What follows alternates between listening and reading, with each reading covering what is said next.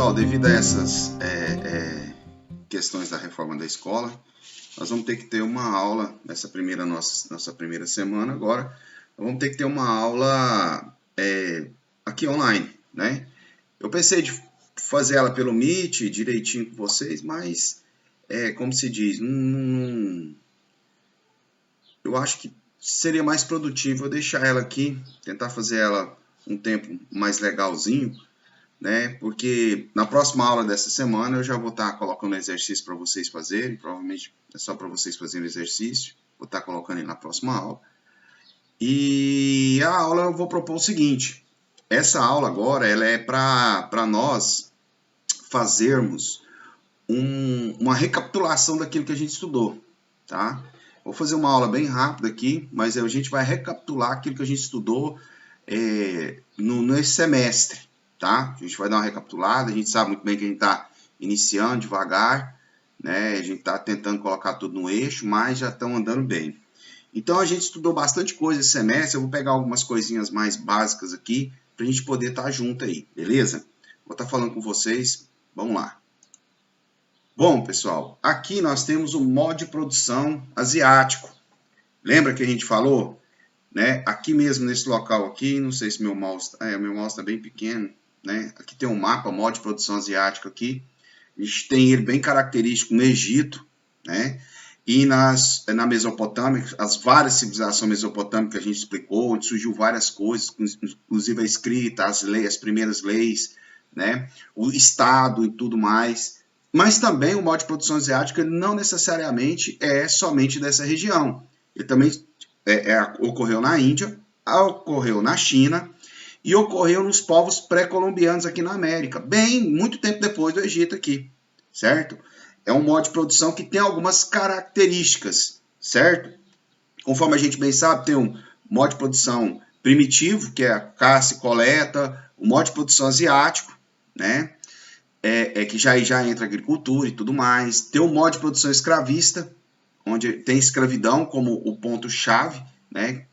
Como é a sociedade da Grécia e Roma, a gente vai até falar um pouco sobre a Grécia hoje, né? E tem o modo de produção feudal, né? Que a gente vai estudar ainda, mas vocês prestem atenção aí, e o modo de produção capitalista que a gente está falando, que a gente está vivendo agora. Tá? Então a gente tem que entender essas partes econômicas, isso é muito importante para a gente poder mensurar tudo isso. Bacana?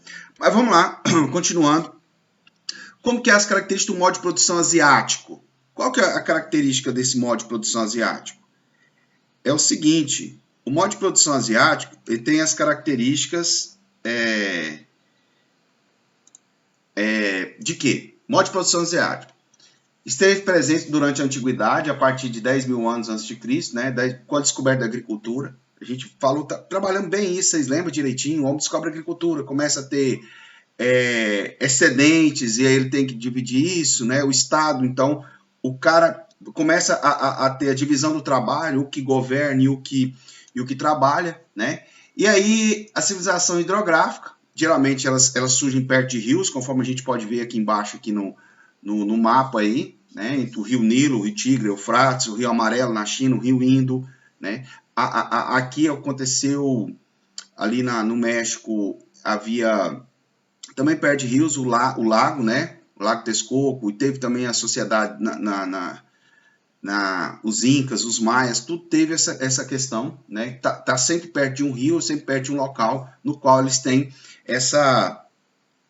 a água, tá? A água para poder irrigar, fazer grandes obras de irrigação, de transporte e tal. Vocês vão ver isso na América ano que vem, os astecas precisavam de água, uma das coisas que vai fazer desenvolver, né? E aí a gente tem aqui os clássicos Egito e Índia, né? Egito, Mesopotâmia, Índia e China. Quais são as características? Sempre eu bati, ó, Estado teocrático, né? Servidão coletiva, né? E essas são as características básicas de tudo. O que é o Estado? O Estado, o imperador, o rei ou faraó, né, detinha a posse das terras e a economia era baseada na agricultura irrigada. Então, o Estado era dono das terras, então ele cedia as terras aos servos. Tinha gente que tinha terra, tinha mais pessoas que trabalham para os servos que faziam o trabalho. Lembra que eu falei para vocês, existia escravidão, existia trabalho assalariado, mas a grande base da economia era servil, tá? A servidão coletiva, o que é isso? Comunidade de camponeses presos à terra, cultivavam os solos, cereais e legumes, promovendo todas as outras classes sociais, como sacerdotes, guerreiros e nobres. Então, há essa estratificação, a servidão lá embaixo, escravidão mais baixo ainda, né? E lá, então, eles tinham, então, essa hierarquia social, no qual tinha. E você não saía dessa base, certo? Você ficava nessa base hierárquica, tá? Vamos lá. Objetos eram produzidos, manufaturados, com ferramentas e técnicas simples e comércios. Escambo tem um papel secundário na economia. Simples e o comércio. Escambo é troca, viu, pessoal? Então, como que eram essas sociedades? A grande base servidão, você não alternava de classe, né? Vamos conversando aqui. Então, como que eu posso explicar isso para vocês? Era assim, você não alternava de classe, tá? Muito raro você conseguir, acho que quase nunca, você sair de servo para ser guerreiro ou nobre, alguma coisa assim, jamais, tá? Então, você estava numa base, você para mudar para outra era muito complexo. Então, você não tinha essa alternância ou escalonamento, escala de classe, você não escalava a classe. Lá eles dividiam a classe por nascimento e por atividade, diferente do que a gente divide hoje, né? E assim se formava a sociedade nesse período da antiguidade. Tranquilo, galera? Vamos lá, então. Vamos falar sobre a próxima sociedade que a gente vai conversar. Pessoal, a gente vai falar agora da Grécia Antiga. A gente já começou a trabalhar bem isso aí, a gente já tem um bom tempo rodado na Grécia Antiga. E o que acontece? A Grécia Antiga é o berço da civilização ocidental, enquanto a China é o berço da civilização oriental. China, Índia, nossa, muita coisa para lá. A nossa é muita coisa aqui, Grécia, Roma. Então, muita coisa que os gregos têm, a gente tem aqui. Né? Muita coisa a gente tá junto com eles, né? Principalmente na política, a forma da gente ver política. Né? Enquanto os romanos nos ensinaram a organizar o Estado, uma república. Então vamos entender um pouco aí, os gregos nos deu uma base muito forte para a democracia, hoje a gente discute democracia hoje, tem uma discussão hoje em dia, né, a questão democrática, mas é a base grega. Vamos lá ver o que esses caras têm para nos dizer, como que foi essa formação, uma sociedade muito importante, né, que a gente vai tá recapitulando aqui. Bom, geografia, sul da Península Balcânica, né, sul da Península Balcânica, eu vou pôr o mapa aí para vocês verem, tá? Logo eu vou pôr o mapa aí para vocês darem uma olhada. Na Grécia Antiga, vocês podem perceber que é bem muitas ilhas, muitas cidades. Então, cada cidade é uma cidade-estado, tá? Cada uma era independente. Não existia um rei da Grécia. Não existia, não nessa época, tá? Depois, lá na frente, vai haver. Né? Então, cada cidade era uma cidade-estado, né? E eles governavam. Cada um tinha seu tipo de governo. O que a gente vai muito espelhar é em Atenas, muito mesmo. Tá? Uma cidade proeminente lá, filosofia e várias coisas nascem ali. Lógico que vai ter outras cidades também que vão ter isso. E também a gente espelha também, a gente gosta muito de Esparta. Tá? Mas, voltando aqui, vamos voltar aqui para a gente poder tá conversando sobre isso. A geografia, eu sou da Península Balcânica, conforme a gente viu no mapa lá. Ilhas no Mar Egeu, costa da Ásia Menor, entre mares Jônicos e Egeu, Mar Jônico e Egeu, relevo montanhoso, litoral recortado. Né? Então, a gente vê ali. Então, o que a gente tem já de cara aqui? Uma sociedade extremamente caracterizada pelo comércio marítimo. Tá? Mas o que manda é a agricultura, embora as terras da Grécia é uma coisa muito ruim. Tá? As terras gregas não são boas, então a elite vai ficar com as melhores terras e assim o povo vai ficar com as piores terras. Tá bom? Então vai ter essa divisão que a gente já vai bater um pouco nesse lado aí mais na aula, que a gente tiver mais presencial, ainda eu vou pegar um pouco no pé. Vou explicar melhor, tá? No período pré-homérico, nós vamos ter a formação da Grécia, os vários povos, né, que a gente já falou na sala, os aqueus, os jônios, os eólios e os dórios. São os 4 povos. Tem os cretenses também, que houve a mistura entre os aqueus e os cretenses, fizeram a sociedade micênica, que a gente trabalhou. Lembra do Minotauro? A gente deu uma trabalhada ali, né? O pré-homérico. E aí a gente vai falar do período homérico. Como eu falei para vocês, homérico, por que tem esse nome? É por causa dos poemas do poeta Homero, que tem 2 poemas chamados Ilíada e Odisseia, tá? Se liga nisso aí, pega bastante atenção nisso, que são poemas importantes. Disse para vocês em sala, para vocês procurarem livro e ler. São poemas que vão contar muitas histórias, vão falar muito dos deuses gregos, vocês gostam muito disso. E é algo ali onde você vai beber na fonte mesmo. E são fantásticos. Existem filmes e tal que contam muitas histórias, já contei um pouco para vocês e tá aí. Bom, e aí tem a formação dos gêmeos, né? Gêmeos, genética, genótipo, isso é o quê? Família, pessoal. Então, a palavra grega que fala de família, mas não a família conforme a gente, como se diz, a gente conhece pai, mãe, avó, não. É família conforme o grupo, tá? A grande família que existe, né? Que é os gêmeos. Então, era um grupo que era uma propriedade privada que era de todos, né? De toda aquela família, tá? E depois essas famílias, junta essas famílias, forma as fátrias, depois dos gêmeos forma tribos, dos tribos forma cidades, tá? E a gente vai falar isso mais à frente. E aí nós vamos ter a liderança do pater, tá? O pater família é o cara que vai começar a governar, é um indivíduo, né, que é proeminente ali na família, que ele vai ser o pai, ele vai governar todo mundo ali. Então, tipo, como se fosse herdeiro ali, não necessariamente o mais velho, mas é o cara que tinha o poder de organizar os gêmeos, beleza? Origem das cidades e estados, e aí vão dar origem às cidades e estados, né, que dos gêmeos e fátrias vão formar as tribos, e as tribos vão formar as cidades, tá bom? E aí nós vamos entrar no período arcaico, né, que vai haver a descentralização política, consolidação da polis, né? E aí nós vamos ter arcaico ao clássico, né? Que é um período muito clássico isso aqui. Aí a gente vai ter muito a divisão e a formação das cidades. Aí nós vamos ter Esparta, né? Que é a cidade que todo mundo acha massa, que legal, os espartanos, toda aquela história, né? Que a base social era escravos, conforme eu falei para vocês,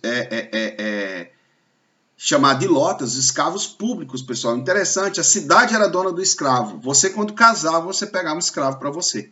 Você teria uns escravos, uma terra, só os espartanos poderiam ter terras, então você tinha terra e escravo. Quem mexia com o comércio era outra classe, né? Que a gente vai dar uma trabalhadinha nisso aí ainda. Educação militar, a partir dos 7 aos 17 você passava a cumprir o treinamento militar e só deixava de ser militar aos 60 anos de idade, tá? Então, sem conversa, você seria um guerreiro, né? Oligarquia no poder, né? Totalitário no poder. Então, as oligarquia é poder de poucos. Quem que era esse pouco? Eram os espartanos, tá? Então, esquece que você ali, outros poderiam chegar ao poder. É só os espartanos que tinham a assembleia deles, existia 2 reis e tal, e a gente vai dar uma pegada melhor aí, porque nesse período aí é o que a gente vai começar a estudar agora. Bacana? Atenas, colonialismo, ela começa a ter colônias, assim como Tebas e outras cidades, né? Vai ter comércio, tá? Bastante comércio marítimo. Atenas vai se destacar muito nisso, porque ela vai ter comércio principalmente com as suas colônias, né? Escravidão étnica, né? Então eles tinham escravidão, então por etnias, então eles pegavam povos, devido ao comércio também, compravam povos de tudo quanto é lugar, né? E a democracia, eles vão nos ensinar a democracia. E a gente vai trabalhar isso, como que eles vão chegar a esse ponto. Eles vão ter várias experiências de poder, né? Vai ter muita coisinha aí que a gente vai dar uma trabalhada nas próximas aulas, tá bom? E conforme eu falei para vocês, escravidão são alguns tipos por guerra, né? Captura, devido à guerra e à captura das pessoas. Então você invadia um território, você capturava e trazia eles, né? Ou quando você venceu outros em guerra, né? O outro, muito, muito comum por nascimento, tá? A pessoa nascia de uma escrava, ele era um escravo, né? por decisão judicial, né? Se caso você fosse condenado, como por exemplo, você é desertor, alguma coisa assim, né? Então, era esses tipos básicos para se tornar escravo, né? Então, tem um erro teórico aí de questão de cor de pele, não tem nada a ver, tá? Na nossa escravidão, mais na Idade Moderna, vai haver isso da questão, porque eles focaram em escravizar os negros africanos, não que não houve a escravidão dos índios aqui no Brasil, certo? Então, a escravidão tem essa característica, tá bom? Período helenístico, né, que a gente vai estar estudando, então já estou conversando aqui, já passando um pouco para frente. O Império Macedônico, unificação grega, né? Então, a Macedônia, um país logo ali que se dizia grego, mas os gregos não os conheciam como gregos. Filipe II vai invadir, vai morrer, e o filho de Filipe, que é Alexandre o Grande, realmente o maior general da história, né, ele vai tomar conta de toda a Grécia e também de boa parte do mundo conhecido à época, né, coisa que ninguém conhecia. O Alexandre foi lá conhecer, foi lá ver e foi conquistar. Cultura. Ocidente mais Oriente, eles vão fazer o helenismo, que é o quê? Ele vai juntar a cultura ocidental com a oriental, então ele vai pegar sábios gregos, vai mandar para o Oriente, e do Oriente vai trazer para a Grécia. Então, principalmente a Alexandria, que é ali no Egito, que ele vai fundar a capital dele ali. Ali vai ser um berço de tecnologia, de sábios, de pensamento, de estudo, e muita coisa vão ser desenvolvida ali em matemática, geometria. Cara, é muita coisa que esse cara pensava lá sem recurso algum. Logo vai vir o domínio romano, província arcaica, e aí vai embora, né? Beleza, pessoal? Nós vamos estar falando isso mais à frente, vai ter ainda o período clássico aqui, que é as guerras médicas, que é um período anterior ao helenismo, mas tudo isso a gente vai estar estudando, né? Aí. Então, pessoal, vou deixando a aula por aqui, né? Uma aula curta, eu quero só que a gente dê uma lembradinha aí. E eu vou estar passando para vocês uma atividade para a gente só dar uma relembrada dos exercícios. Na próxima aula, então, vai estar aí os exercícios para vocês. Bacana? Obrigado vocês. Qualquer coisa, tô aí. Pode perguntar pelo WhatsApp, pode perguntar pelo chat, qualquer lugar que você quiser perguntar, eu estarei aí para poder ajudar vocês. Bacana? Valeu, meninos. Qualquer coisa, estamos aí. Brigadão. Até a hora que a gente puder estar na sala de aula e organizar tudo lá. E a gente vai dar continuidade no assunto. Brigadão. É só para a gente dar uma, né, esticar o que eu já dar uma lembrada do que foi.